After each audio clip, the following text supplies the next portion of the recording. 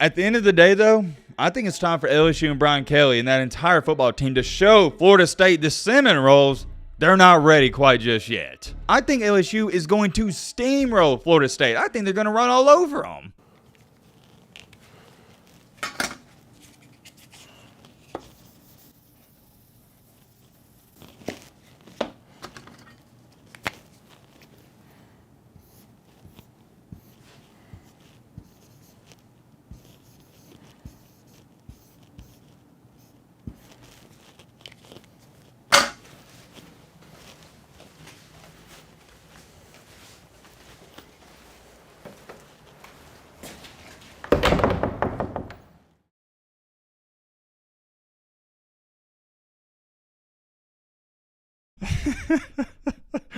I can't believe it, man. I can't believe it. It feels like it was just last night we were recapping the Georgia and TCU National Championship, and here we are. We're doing the Week 1 preview. When I sat down to record this video, it really hit me. I was like, man, the season's here. I remember it just like it was yesterday telling you guys the offseason was going to fly by. I think it goes without being said. Time flies, and I'm going to relish every single moment of this season, and I hope you guys do as well. It's been a long time coming, and there's a lot to look forward to. Speaking of things to look forward to, one of the videos I look forward to making the most is this video right here, the previews we do on Thursdays. We're back. That's all there is to it. The premise of this video is relatively simple. You know what we're going to do. We're going to preview some of the biggest and best games in my humble opinion. And before we even get going in this video, let me make this extremely clear. I don't preview games where the little bro Ohio State plays North Dakota Central Community College. Not going to happen. Why? Because one, it doesn't excite me, and two, it's boring. There's nothing to say. They're going to win the game. It's as simple as that. Nothing to preview. Sorry, I'm not sorry. So if you are looking forward to me talking about Alabama, Georgia, or little bro Ohio State, you came to the wrong video. And honestly, I don't know why anyone would want to see a preview for any of those games. The most interesting part about little bro State and Georgia and Alabama is the quarterback situation, and we've already talked about that plenty enough. Want some information on that? Go watch some of the previous videos. We're here to talk about the biggest games, and real quick, I haven't been saying this a lot, but if you just started watching in the offseason, or maybe you've been watching and you're not subscribed, consider joining our amazing college football community. We'd love to have you here, and we are on the road to 300,000 subscribers. We're only like 12,000 away. So if you do like our content and you want to be a part of our community, which by the way, one of the best out there, no ifs, ands, or buts,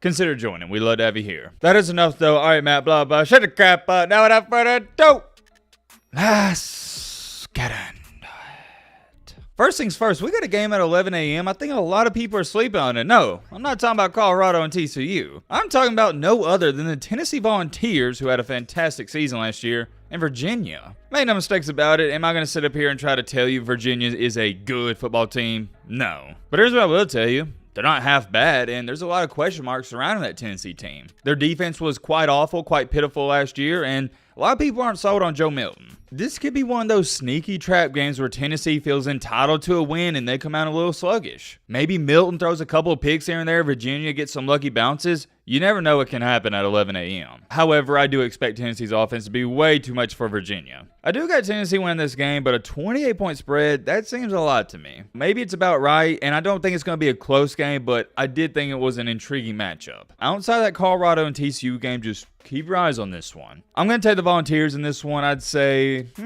not 49. I'm going to say 45-21. I like that. But I wouldn't be shocked if heading into halftime, it was a lot closer than what most people think. As well at 11 a.m., we got Colorado and TCU, Coach Prime Time, and last night we made an entirely separate video for that game alone. So due to that, we'll not be previewing it. If you haven't seen my thoughts on the game, go check out that video. Now, moving along here at 11 a.m. as well, we got Oklahoma. They play Arkansas State, and it's like the Ohio State-Bama thing. I really expect Oklahoma to win this game, but I just want to see how their overall team looks. So nothing really to preview there, so let's head to our 2:30 games. Well, there's not too much to get excited about, but I'm going to bring this up. At 2:30, we got Texas versus Rice. And I know what you're sitting there saying. Matt, are you really about to talk about Rice and Texas? Come on, man. And the only reason I'm bringing this up is because I bet a lot of you forgot about this. Guess who the quarterback is for Rice?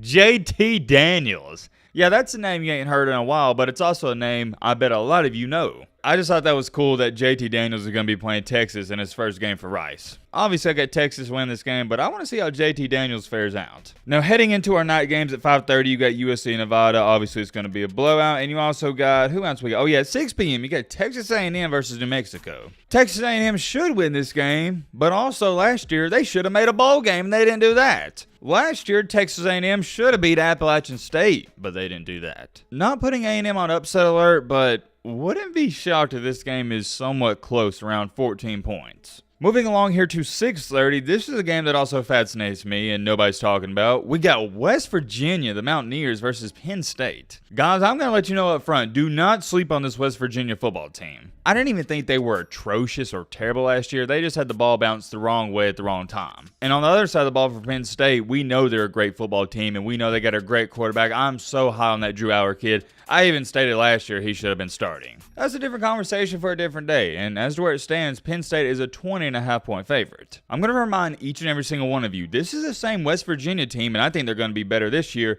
that beat Oklahoma. And I know Oklahoma had a down year last year, but that's still a big win. And also, a couple weeks later, they beat Oklahoma State. My point is, I don't want you thinking of West Virginia like it's some cupcake. This isn't going to be an easy game to win. I don't think Penn State's going to go out there and roll all over them. Maybe they do, but I don't see that happening. That's also a sneaky game similar to the Tennessee-Virginia game not too many people are talking about. I do expect Penn State to win this game. Love everything about their team. They're going to be way too much, way too physical. I got Penn State winning by 17 points. But now finally, we're getting into the good games and the primetime games. We got South Kakalaki versus North Carolina. We got FSU, the Cinnamon Rolls versus LSU, and Clemson and Duke. First things first, we'll start out in order. Since South Kakalaki, North Carolina played at 6:30, we'll talk about them. Well, actually, LSU and Florida State played at 6:30 as well, but we'll just talk about Carolina's first. You can't go wrong with either team in this game, and that's why the line on this game is only 2.5 points. It's split down the middle. If you were to tell me North Carolina's going to win, I could understand that. If you were going to tell me that South Kakalaki's going to win, I could understand that. Let me start out with North Carolina first. Obviously, you can't talk about North Carolina without talking about their star quarterback or mentioning him at least, and that's Drake May. And I'd argue and say that Drake May is the only reason they're ranked inside the top 25 to begin the season. He's that good. Now, is the surrounding cast that good?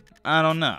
That may be pushing it, but Drake May's the real deal. I'm sold on him, love everything I see out of him. My biggest concern with North Carolina isn't their offense. They're going to score points. We know that. It's the defense. Their defense last year struggled a lot. Whether they won the game or lost the game, they struggled. And I think most people know this, so let's just make a long story short. What held North Carolina back last year wasn't the offense, it was the defense. Offense was stagnant at times, but for the most part, when you average about 35, 40 points per game, you should win most of those. Where I'm trying to get at with this is I think in this game, North Carolina is going to score points. I'd argue and say the biggest X factor, it isn't Spencer Rattler, I'll get him in just a second, is the North Carolina defense. Because I also think South Carolina is going to put up points. But can North Carolina get a couple of stops? Can you hold South Kakalaki to under maybe 30 points? I'm going to put it this way. Here is what's going to determine the winner of this game. If North Carolina can hold South Carolina to under 30 points, they'll win. However, if South Carolina scores over 30 points, South Carolina's going to win. Simple as that. I told you how I feel about North Carolina. Let's talk about South Carolina. Well, last year, all during the season, what did I say? Hey, the biggest X factor is Spencer Rattler. However, this year, I don't think there's a lot of, at least for me, I don't have question marks about Spencer Rattler. I really think he solidified himself later in the season. I think he is a legit good quarterback. I think that's fair to say. Not going to call him great, not going to call him elite, I'll call him good. I think he's extremely comfortable. He should be, by the way. It's like his 5th or 6th year playing college football, and he'll be ready to go. The South Carolina offense is going to put up points. But very similar to North Carolina, I think whoever's defense plays better in this game, that's going to be the winner. Just off the top of my head, in the last 3 games, South Carolina gave up, 38 to Tennessee, 30 to Clemson, and 45 to Notre Dame? That's unacceptable. You're not going to win many games when you're giving up 40 points a pop. Oh, man, this is such a hard game for me to predict because you got even teams. Good offenses, not so great defenses. Oh, man, I've struggled with this all throughout the week. I've been leaning towards the North Carolina, and I think I'm going to stick with that. As bad as I want to pick South Carolina off of that momentum they had last year,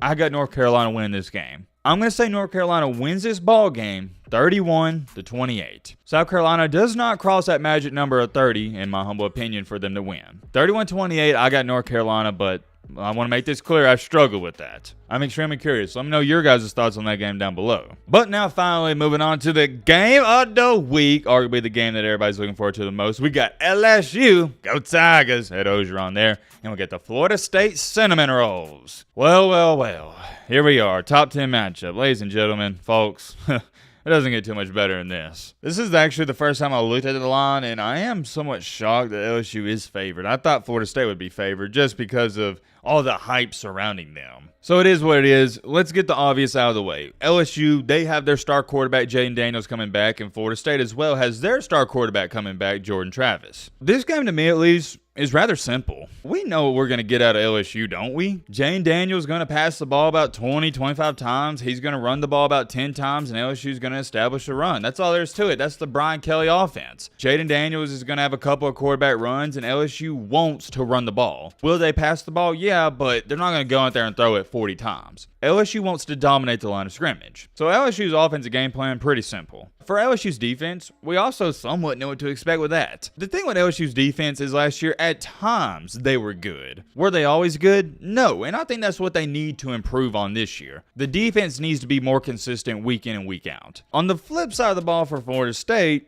I also think I know what to expect. They do want to run the ball, but also they've proven time after time they are more than willing to throw the ball 40 times a game. Me personally, do I think throwing the ball 40, 45 times against LSU is a recipe of success? No, because then at that point, LSU's edge rushers, by the way, they got one of the best edge rushers / linebackers, Harold Perkins, in the country. They can just pin their ears back. By the way, for my Florida State fans, if you don't know this kid's name, you're going to know it after the game. Harold Perkins. Remember it. That is an LSU key player that you need to focus on. That guy can wreak havoc. I said wreak havoc. Is that right? Or should I say cause havoc? You get the point. Even if Florida State can't run the ball against LSU, you need to at least try it and show them you will run it. And I think Florida State, at the end of the day, they're going to do that. And as much as I've hyped up Harold Perkins, LSU's star defensive player, Florida State has a kid, and I've never seen anything quite like this, guys. He goes by the name of Johnny Wilson.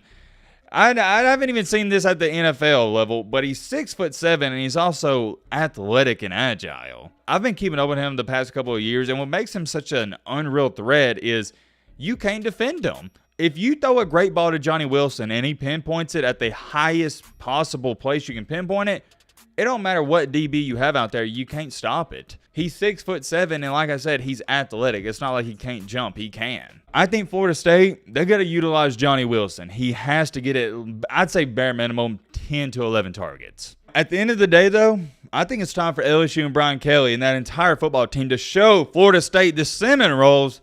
They're not ready quite just yet. I think LSU is going to steamroll Florida State. I think they're going to run all over them. I think they're going to run all over them on offense. And on defense, I think LSU's front seven is just going to bull rush that offensive line of Florida State's. I just think LSU has way too much talent to lose this game. And also, you got to throw this in there. Last year, LSU, that was their first game with their new head coach. And yet, they only lost by a missed extra point. I don't even think it's going to be a close game. I got LSU winning this by 14 points. I'm going to say LSU 35, Florida State 21, and it's not one of those close 14-point games. It's going to be one of those where it was never in doubt. LSU's going to run the ball. I expect Jaden Daniels to utilize his legs and just have full control of the game. I don't think it's going to be close. I hope it's a good game. I hope it's close, but don't see it happening. And to all my Cinnamon Roll fans, before you run to the comment section and freak out, me picking LSU to win this game by 14 points is more about LSU than it is about you. Does that make sense? I don't know. What I'm trying to say is I think LSU is that great of a team. I want to make this clear as well. I think Florida State is a really good team. But the difference is I think LSU is a great team. That's where I stand on that. LSU 35, Cinnamon Rolls 21. I'm curious. Let me know your thoughts on that. But now finally moving on to the last game that's going to be played on Monday, September 4th. What about that? We got Clemson and the Dukies. Man, I wish college football was like this every day. We got a good game tonight, Thursday, nothing really Friday, but then Saturday we got good games, Sunday we got a primetime game, and Monday we got a primetime game. Let me know in the comment section, would y'all be favored in seeing the week play out like this? I would. Instead of having all your big-time games on Saturday, just spread them all out. Sort of like the NFL, but whatever. That's a different conversation for a different day. Matt, lock in. Sorry, let's talk about Clemson and Duke. Well, currently Clemson is only, to, I guess somewhat my surprise, a 13-point favorite. Seems a little light considering Clemson's a top 10 team and Duke isn't ranked. But I am going to remind you, this Duke team isn't bad. Am I going to sit up here and say Duke's good? No, but they're decent. I want to keep this one short and simple. I have a strong time seeing Clemson and Dabo Swinney lay a complete egg in week 1. I don't see it happening. I think Clemson's got better athletes and better talent. The biggest thing that I think everybody's looking forward to the most in this game is to see how Cade Klubnik plays and how that offense plays. Because we know this. What has been the remedy in the storyline of this Clemson football team the past 3 years? The offense sucks. Finally, though, they got rid of DJ Ugabadoogie. But here's what I'm going to say about this game. And it's the last thing I'm going to say. If Clemson or really about the season, if Clemson and Dabo Swinney, they struggle again on offense this year, I don't think this should happen, but it will happen. I think people are going to call for his job. If Clemson's offense struggles and they go something like 8-4, 9-3, people will call for his job. Is that right?